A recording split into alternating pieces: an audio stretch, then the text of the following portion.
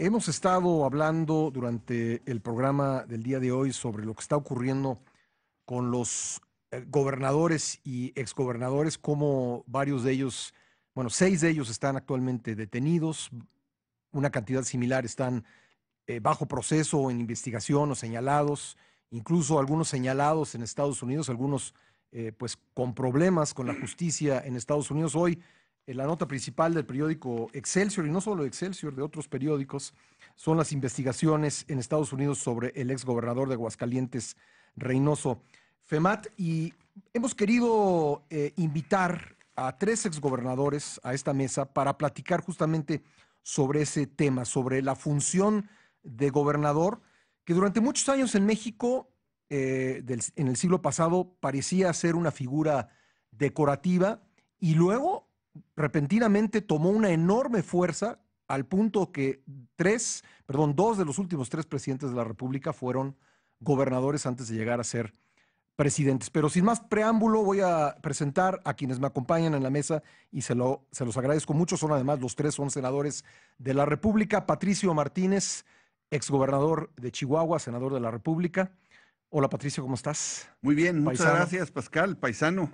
Con el gusto de estar aquí en estas extraordinarias instalaciones y en tu programa. Muchas gracias por tu hospitalidad. Muchas gracias. Senador Manuel Bartlett, exgobernador de Puebla, senador de la República. Gracias por la invitación. Muy interesante plática vamos a tener aquí el día de hoy. Muchísimas gracias. Y Ernesto Rufo, exgobernador de Baja California, senador de la República. Pascal, ¿qué tal? Muy buenos días. Muchas gracias. Bueno, a platicar yo hace un momento con Rafael Moreno Valle sobre el libro que presentó el día de ayer y entramos en el tema de los exgobernadores y me decía, pues, supongo que con un poco en tono de broma, pero bueno, finalmente me lo dijo en este espacio que él prefiere que le digan escritor del libro, que le digan presidente de la Comisión Política del PAN, que le digan precandidato a la presidencia, que exgobernador. Sonríe el senador Manuel Bartlett. Bueno, podemos tocar ese tema también, ¿eh? Del gobierno de Puebla, que es mi estado. Así es. Así es. ¿Qué te parece? Pero vaya, ¿ustedes comparten eso? Es decir, en un momento dado sienten algo de vergüenza porque les digan exgobernador, viendo lo que está pasando con los De gobernadores. ninguna manera. Tú no, Patricio. No, de ninguna manera. Mi posición de exgobernador es a mucho orgullo, a mucha honra, serví a mi estado. Puedo caminar por las calles de mi estado, por los pueblos, y no tengo que andar escondiendo nada. Me parece que es muy digno llegar a ser el gobernador del terruño.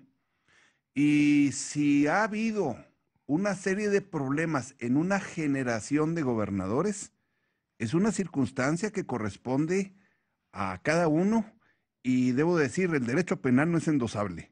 Cada quien que lo cargue y lo enfrente. Manuel. Mira, con toda honestidad te digo, yo tengo el mayor respeto por los compañeros que están sentados aquí. Ninguno de los dos tienen una estela de corrupción como la que encontramos prácticamente en todo el sistema de gobernadores del país. O sea que estamos bien escogidos el día de hoy. ¿Qué es lo que ha pasado, ¿no? Ahorita lo empezamos a platicar allá afuera.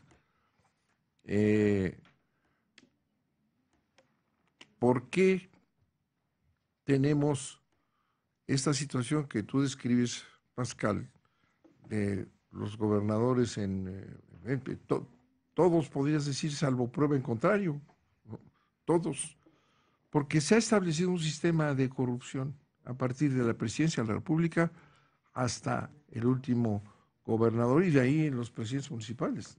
Entonces, es un sistema, ¿no? En donde encuentras tú, por ejemplo, hablábamos de Puebla. Bueno, Puebla deja 75,000 millones de deuda, que es, a final de cuentas, un despojo para, tú no gobiernas para dejar 3 generaciones clavadas a pagar supuestas obras. ¿De dónde surge entonces esa enorme deuda? De mecanismos financieros amañados que disfrazan la deuda y luego las obras públicas. Mira, por ejemplo, se hace un museo en Puebla, en terrenos que no costaron porque ya se tenían, y ese museo eh, tiene un costo de 7,000 millones, 8,000 millones de pesos.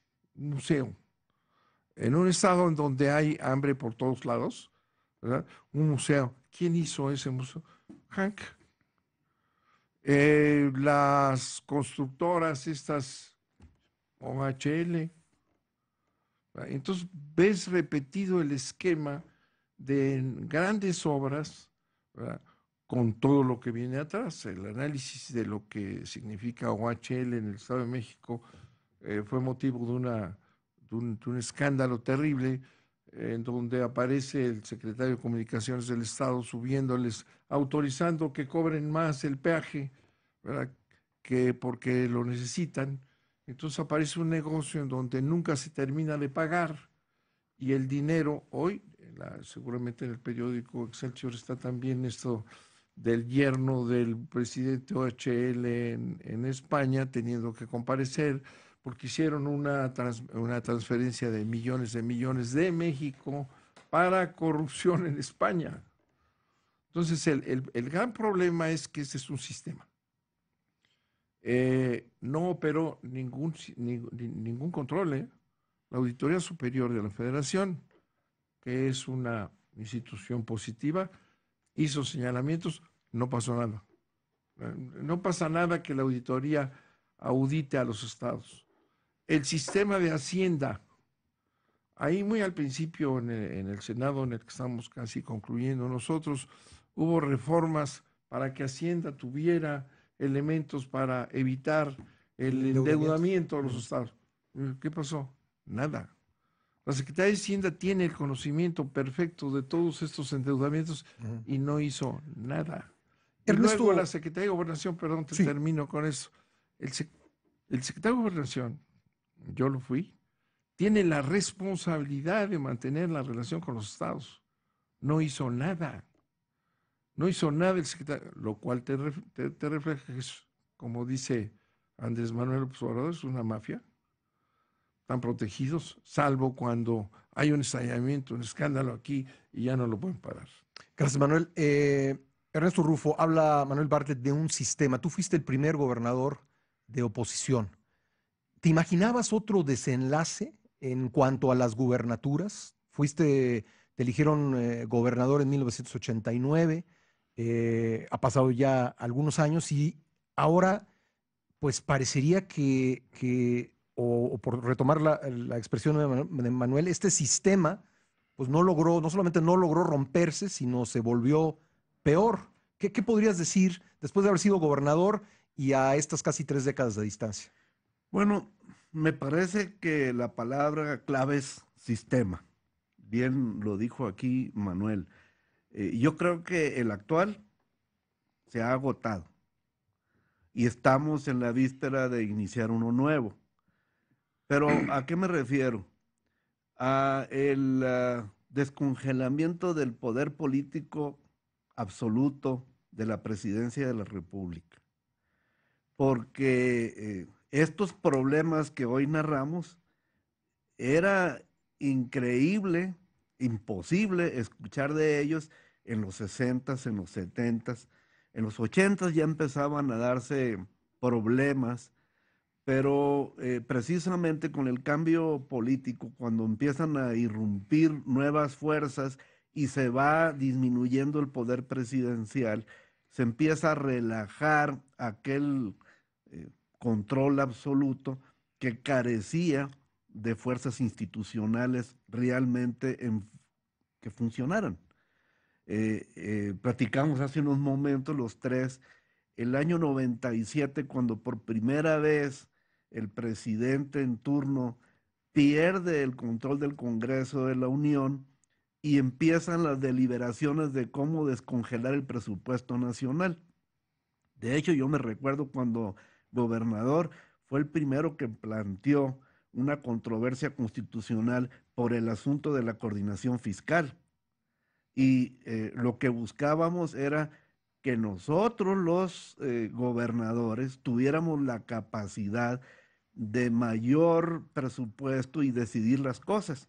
Yo me recuerdo cuando recién aparezco en Los Pinos, en mi primer visita, y todos los demás gobernadores del PRI me hacen casita pidiéndome que empuje al presidente para que relaje los asuntos presupuestales, porque había que irle a besar la mano para que diera presupuesto al Estado. ¿Y ese relajamiento no se fue al extremo? Absolutamente, Sí. porque no había las instituciones para controlar esto.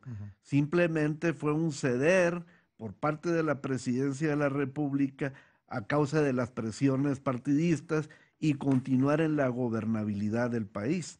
Esto ahora entonces ha provocado, hemos hecho algunos cambios en el Senado, como por ejemplo darle la facultad a la Auditoría Superior de la Federación para que pueda auditar en el transcurso del ejercicio del presupuesto y no cuando ya terminó el presupuesto y haces un ejercicio forense.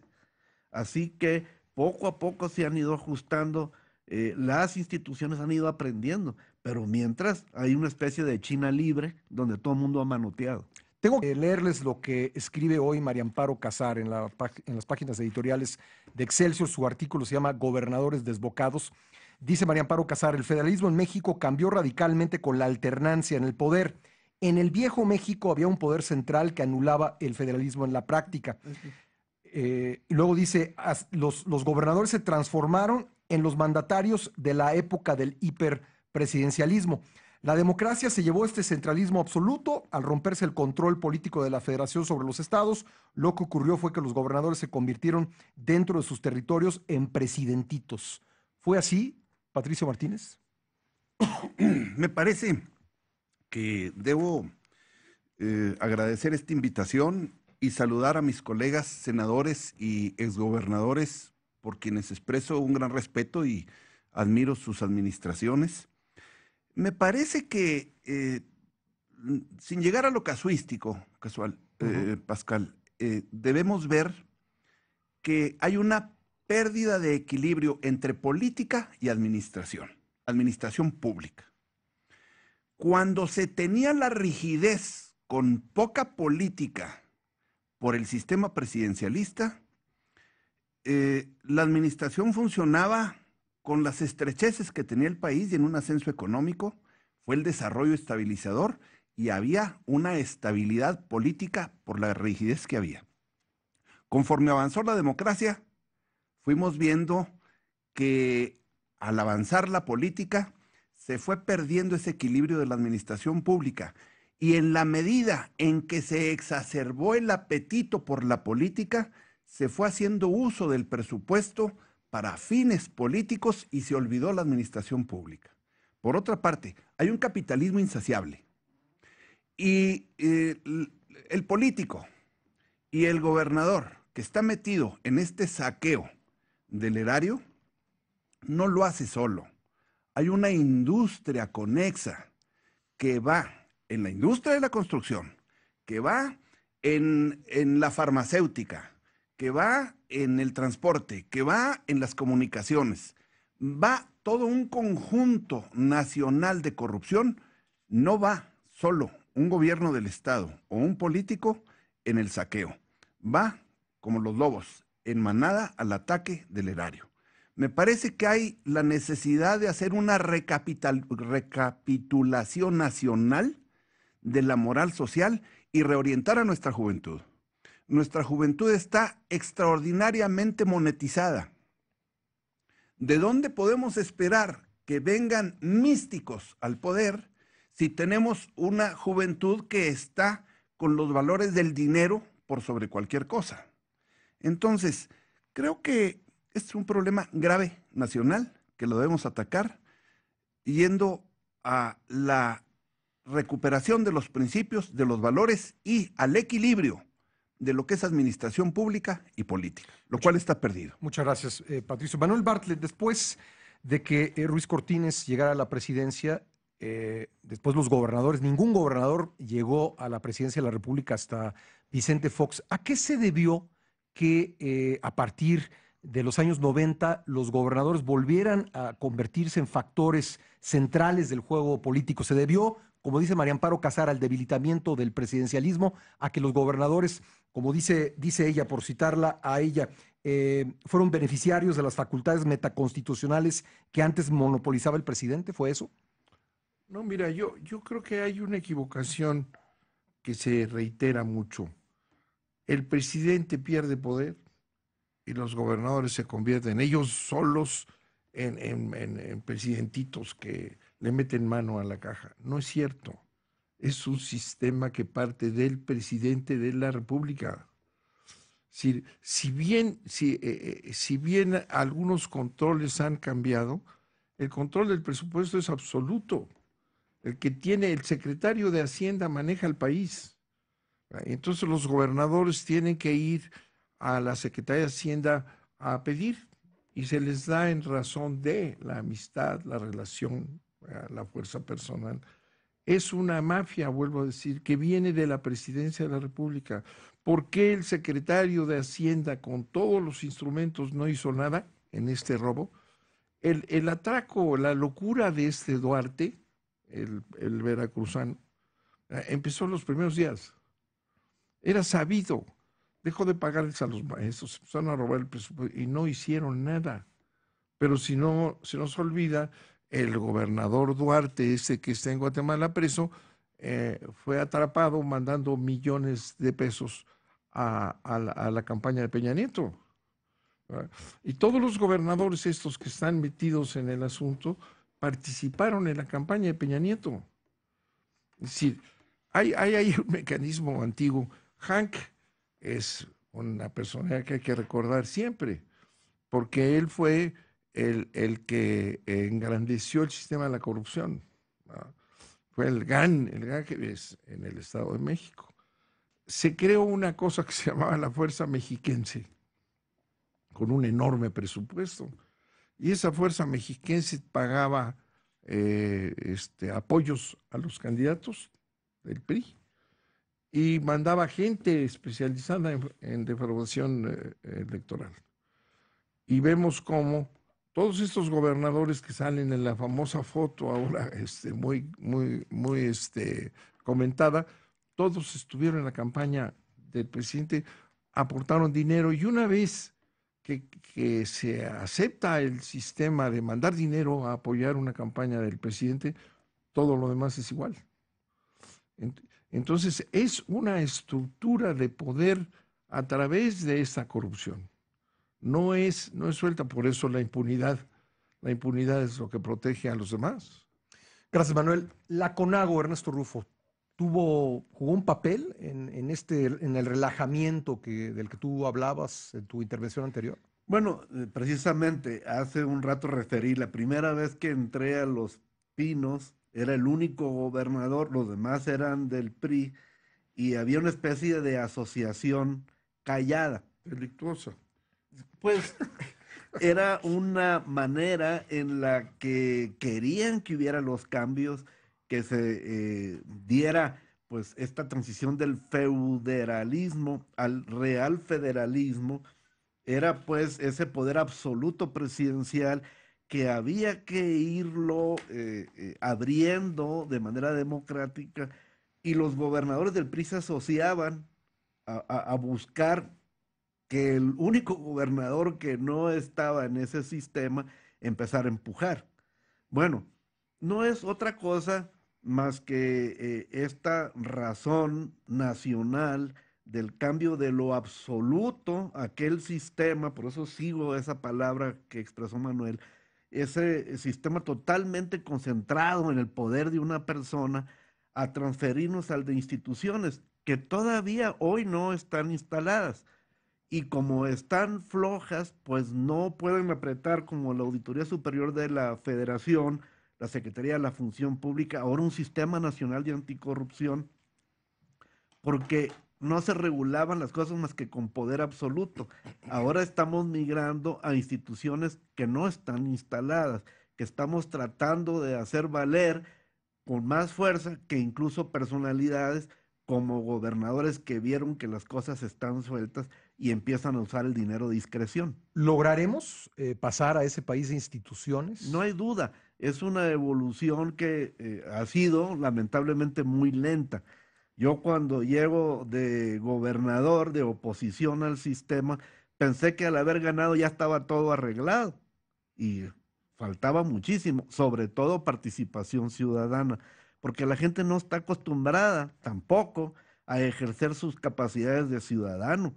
Simplemente son habitantes que van y votan, sí, algunos, y no han exigido que las instituciones funcionen como tales. Ahí van, porque por ejemplo, ya hay una dinámica que ha provocado el que hay un sistema nacional de anticorrupción, hay un intensísimo debate por el fiscal general de la República o el fiscal especial anticorrupción, los sistemas nacionales de seguridad pública, el asunto del mando mixto y la ley de seguridad interior, y hay mucha participación ciudadana. Sí hemos ido cambiando, pero necesitamos más. Tengo que hacer una nueva pausa, pero al regresar le voy a preguntar a mis invitados qué hacemos para revalorar la figura de gobernador, si es que se puede, si es que se necesita, o como diría Manuel Bartlett, quebrar este sistema que ha permitido la corrupción de los gobernadores. Se los voy a preguntar, ¿cuál es, cómo diríamos, hoy hay 6 exgobernadores presos, hay otros tantos señalados o bajo proceso? ¿Antes no había esa corrupción o no se combatía, Patricio Martínez? No, no había esa corrupción. Y hablamos de la esfera de los gobernadores. Así es. Había un bien hacer las cosas y había pesos y contrapesos que permitían que marchara la cosa pública en una relativa austeridad y en una relativa honradez. ¿Qué ha pasado? Que conforme ha crecido la Contaduría Mayor de Hacienda, que fue la gran solución en aquel momento, las sindicaturas en los municipios, la Contraloría, después la transparencia, el Instituto de Transparencia, todo enfocado a evitar que creciera la corrupción y el dispendio indebido. ¿Y qué ha pasado? No han funcionado esas instituciones. El peor desencanto que pudiéramos tener los mexicanos es que con estas instituciones que estamos creando, como es la Fiscalía Anticorrupción, cayéramos en lo mismo que han caído las sindicaturas. Yo pregunto, con las sindicaturas, ¿ha disminuido la corrupción en los municipios? Y no solo eso, ¿ha mejorado su eficiencia en la aplicación de los recursos públicos para el servicio cotidiano al ciudadano? Necesitamos gobiernos eficientes y eficaces. Y nos está fallando esta evolución democrática en llevar en paralelo la evolución democrática con el buen gobierno y el buen manejo de las instituciones. ¿Por qué? Porque la democracia no nos está definiendo el más preparado y el más serio para gobernar. Nos está definiendo en cada pueblo, en cada municipio, en lo general, nos está definiendo al más popular, al que logra tener más votos. Al más mediático. Al más mediático. Muchas veces tenemos gobiernos de papel, gobiernos que se hacen sobre la base de imagen, de mucha publicidad y de poca eficacia en la solución de los problemas. Y estos se van acumulando hasta que estallan en la población. Entonces, necesitamos una reconducción nacional, local y una gran conciencia de la sociedad. Las cámaras, los organismos empresariales, los colegios profesionales están fallando. Están fallando como contrapesos en una sociedad que requiere conciencia de la sociedad, de la población, para ir teniendo estos controles. No es nada más una fiscalía anticorrupción, es una sociedad muy capaz de actuar en sí misma con una gran mística y con una gran orientación en favor de ella misma.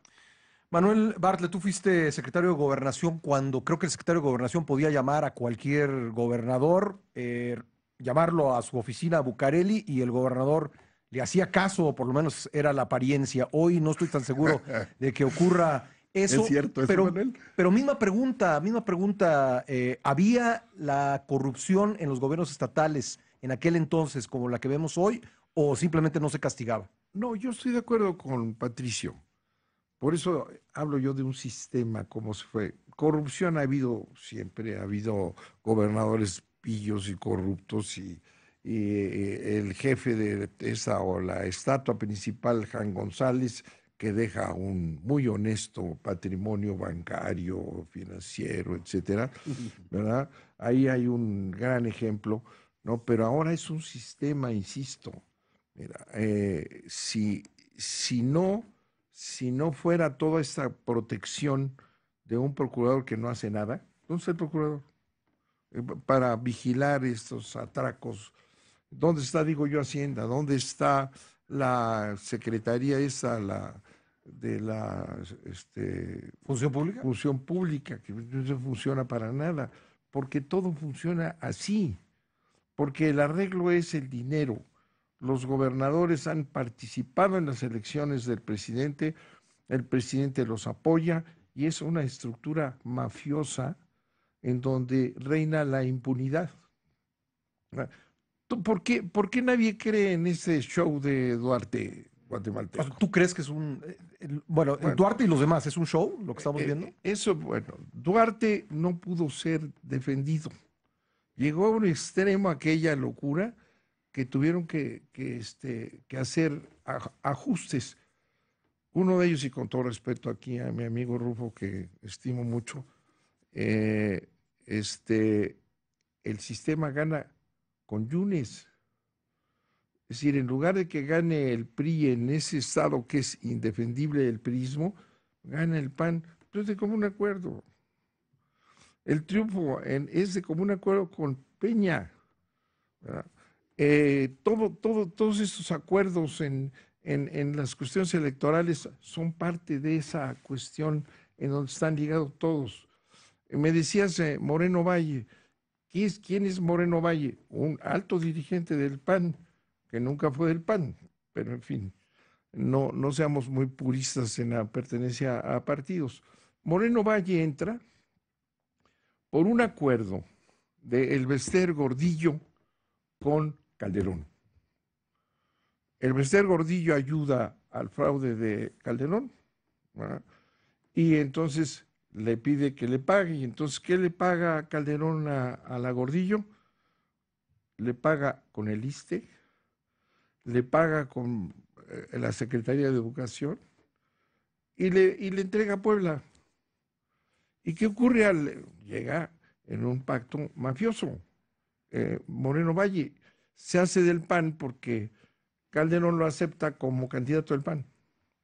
Con una gran desgracia para el PAN, porque a mí me tocó un PAN vigoroso, fuerte, importantísimo a nivel nacional, lo acaban desde la presidencia de la República. Entonces entra Moreno Valle en un acuerdo que fue público.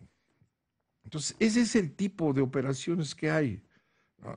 El presidente dirige toda esa organización, ¿verdad? Los Yarrington han sido explosiones incontroladas desde aquí. Pero ¿dónde está el otro Duarte de allá del norte? No, está detenido. En consecuencia, el asunto es grave. El país está corrompido, la gente está indignada y vamos a tener en las elecciones el resultado, en estas y en las que siguen, ¿verdad? El sistema anticorrupción, con todo respeto a mis compañeros que hemos votado diferente, es una ficción. Para empezar, Peña prometió el sistema anticorrupción en su entrada, lo prometió, está en el pacto. Nunca se termina. ¿Por qué nunca se termina? Porque no lo quieren. Ahí están batallando porque haya un fiscal anticorrupción que sea independiente. No se los van a dar. Porque el fiscal anticorrupción es un empleado del otro fiscal. ¿Y el fiscal quién lo puso? Lo puso el presidente. ¿Y quién es el procurador de la República? Pues un defensor del presidente y del PRI. ¿Y quién es todo el sistema está nombrado por el presidente? Bueno, y ahorita que se nos atora porque el PAN está haciendo un freno, y me parece bien, un freno importantísimo, porque está también la militarización del país pendiente. Y ahí el PAN lo ha detenido, espero que para siempre, pero la ley de seguridad interior establece un sistema militarista en este país, sin duda. Déjame preguntarle, Manuel, a Ernesto Rufo, un poco al revés, Ernesto. El PAN ha gobernado Baja California desde que tú fuiste elegido, no ha perdido el poder ahí. ¿Se acabó se acabó la corrupción en los gobiernos estatales de Baja California o todavía existe la corrupción en Baja California? Me parece que hemos sido víctimas de la misma realidad, este asunto de que al ser relativamente libres, vamos a llamarlo así, entonces las instituciones baja californianas se encuentran no acostumbradas, no preparadas y se dan pues cuestiones anómalas. Ha sucedido. Y yo, por ejemplo, tengo una enorme crítica a mi propio Congreso local, porque son ellos en el ámbito pues estatal quienes deben de jalar las riendas y tener la supervisión del gobernador. Y sin embargo, lo que vemos ya ha pasado en los congresos donde ha habido alternancia en el gobernador, y es que el presupuesto de los congresos locales crece, el interno. ¿Por qué? Porque se da una especie de fenómeno como el de los moches, tan famoso aquí en el Congreso Federal, que es el gobernador les permite más presupuesto para que ellos empiecen a provocar asignaciones de forma directa, totalmente contra el espíritu constitucional de que no debe de ser asignado por el Congreso, sino simplemente revisado y autorizado. Y esto es parte de la descomposición que viene del feudalismo presidencial autoritario y del que necesariamente por el crecimiento del país hemos tenido que ir saliendo, ya no nos quedan. El feudalismo presidencial provocó los grupos protegidos en México de esas familias que tienen tanto dinero y que ya no puede ser así, manejado como un rancho, como una hacienda el país. La nación es más grande y el gobierno tiene que estar en razón de fomentar el crecimiento de la ciudadanía y no de la gente en el gobierno. Bueno, todo esto tiene que ver con que las instituciones locales, lo mencionó aquí Patricio, tienen que fortalecerse. Es cierto, las cámaras empresariales han estado acostumbradas a depender de lineamientos del gobierno y ahora tienen que ser verdaderas cámaras, o sea, que sí pongan los propósitos y vigilen los gobiernos. También el asunto de, por ejemplo, las licitaciones, que sean verdaderamente transparentes y no a modo. En fin, son muchas cosas. Ahora, quiero referirme a algo que en lo que históricamente, pues Manuel lo tocó vivir completamente, que es el asunto a partir del 88, cuando el asunto de Cuauhtémoc Cárdenas, las elecciones, que pues no sabemos si las ganó Cuauhtémoc o las ganó Salinas, pero provocó acuerdos entre partidos políticos. Y de ahí un poco nace el PRIAN, ¿no? Que él lo refiere. La Exactamente. reforma electoral del 90 que dio origen al COFIPE, por ejemplo, ¿no? Correcto. Y esto es en la búsqueda nacional de la gobernabilidad, porque se nos deshacía el país en las manos. Y eso ha sido, yo creo, la avenida de la evolución política de la que ya queremos salir. Déjenme hacer por un momento que Patricio Martínez nunca fue gobernador de Chihuahua, que Manuel Bartlett no lo fue de Puebla, que Ernesto Rufo no lo fue de Baja California. Viendo el actual panorama, ¿se les antoja todavía valdría la pena ser gobernador de sus estados, Patricio Martínez? Sí, si lo fue en condiciones difíciles para en el juego democrático acceder, en las condiciones sociales actuales en donde se requiere liderazgo, conocimiento y una visión de Estado y de la sociedad en donde los gobiernos deben ser eficaces para resolver los problemas de la sociedad, yo sí le entraría. Y le entraría con una gran pasión, aunque luego me dijeran autoritario, como luego me sucedió. Porque resulta que estar en una posición de mando no es ejercer la autoridad, según amplios grupos de analistas, es conceder, regalar. Analicemos cuál es la oferta política que se está haciendo ahora por los candidatos en muchas campañas. Es saber quién da más. Desde un regidor a ver quién da más prestaciones en las colonias y quién regala más los impuestos, que los candidatos en los gobiernos de los estados que van ofreciendo y nunca hablan de dónde van a sacar los recursos para estar ofreciendo todo aquello que van a regalar. Regalar a los niños, a los jóvenes, becas, a los adultos, regalar aquí, regalar allá. Bueno, ¿de dónde va a salir eso? Necesitamos entender que la política no puede hacerse divorciada de la administración pública, y nadie está hablando de administración pública. Yo sí lo haría y entraría como gobernador a hacer una administración eficaz, eficiente, con el debido equilibrio de la política y de la sociedad. Manuel Bartlett. Bueno, yo sí aceptaría ser, si no hubiera sido gobernador de Puebla, que ya dije que es la posición más importante y más demandante que puede tener un mexicano, ser gobernador de su Más que estado, presidente. más que secretario de Gobernación, más que secretario de Educación, no, más que presidente no, pero sí es un cargo muy importante. Yo sí sería candidato a gobernador de Puebla, pero con Andrés Manuel López Obrador. ¿Por qué? Porque no se va a resolver el país, no se va a resolver estos problemas con la misma estructura de poder que hay. Es decir, es un poder ya entrelazado entre las fuerzas, los partidos. Hay que erradicar la corrupción, erradicarla. Y no nada más ver si la paramos aquí un poquito y allá. No, hay que erradicarla. Y para eso hay que cambiar el sistema. Si no podemos seguir en esta situación de enlaces, como dice Rufo, después se hicieron las alianzas, ya no sabes quién es quién. No, hay que erradicar la corrupción que está precisamente ahí. O sea, tiene que haber un cambio de poder y un cambio de régimen. Ernesto Rufo. Bueno, yo ahora mismo digo, por ejemplo, que quien llegue a ser presidente de la República o presidenta, pobrecito, porque las condiciones están muy mal. Ahora entiendo que tu pregunta viene, ¿quieres ser gobernador?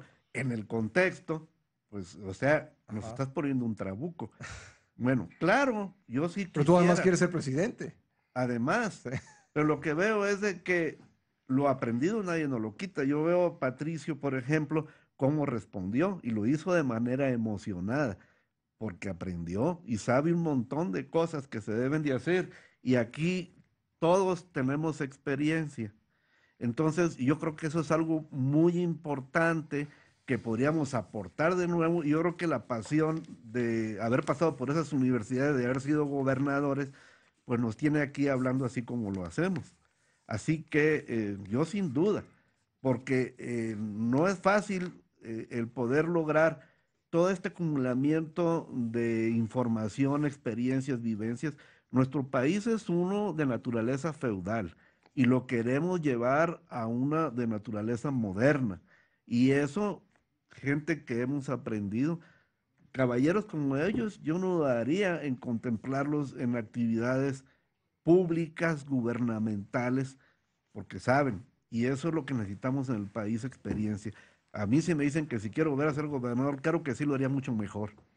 Pues Acuérdate de mí cuando estés en el reino de los cielos, dijo en una de sus 7 palabras el Señor. Pues muchas gracias a los tres. Patricio Martínez Paisano, gracias. Gracias, Pascal, paisano. Gracias. Muy agradecido.